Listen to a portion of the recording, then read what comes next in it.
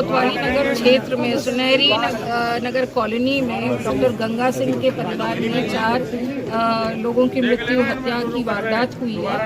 और अभी जैसे ही वारदात की उनके दोपहर 3 बजे हम लोग को प्राप्त हुई, उसी समय यहाँ पे पुलिस तुरंत पहुँच गई। एसएसपी, डीआईजी और मेरे द्वारा तीनों ही लोगों द्वारा रवाना हो गए यहाँ मौके पर।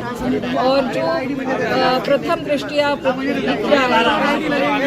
डॉक्टर गंगा प्रसाद और उनकी वाइफ, उनकी बहू और उनकी बहू की बेटी ज्योति 23 साल की, जिसकी शादी होने वाली थी 10 या 11 फरवरी को, इनको मृत हालत में यहाँ पर पाया गया।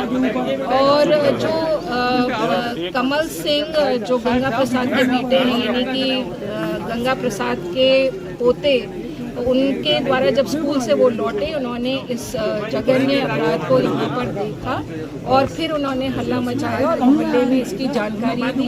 मोहल्ले से पुलिस को जानकारी हुई और पुलिस की पूरी टीम यहाँ पर, मैं डॉग स्क्वाड और फोरेंसिक टीम के यहाँ पर हाजिर हुई और तब से निरीक्षण शुरू हो गया।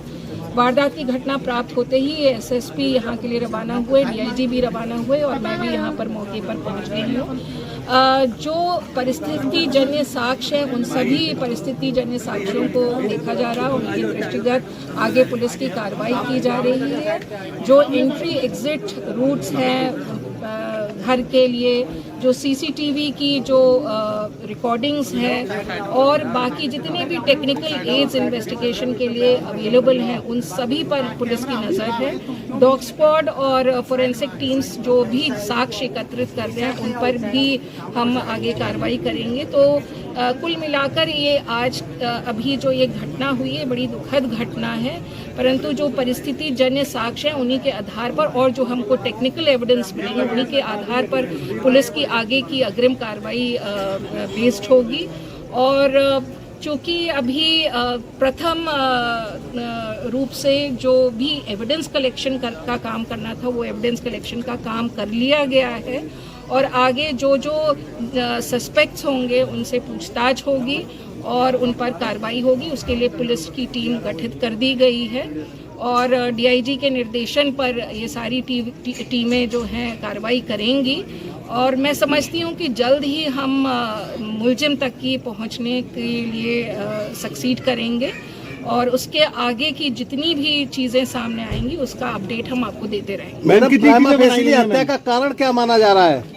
जी देखिए, अभी कोई चीज़ स्पष्ट नहीं हो पाई है। तो इसमें जैसा कि प्रथम रूप से बताया गया परिवार के लोगों द्वारा, किसी से इनकी रंजिश नहीं थी और ना ही ऐसा कोई मनमुटाव किसी के साथ चल रहा था, ना ही किसी प्रकार की धमकी इनको दी गई थी। तो आखिर इसका कारण क्या है, इसके लिए हमको बहुत गहनता से चीज़ें परीक्षित करनी पड़ेंगी और वो परीक्षण के बाद ही हम इस निर्णय पर पहुंच सकेंगे कि मोटिव क्या है।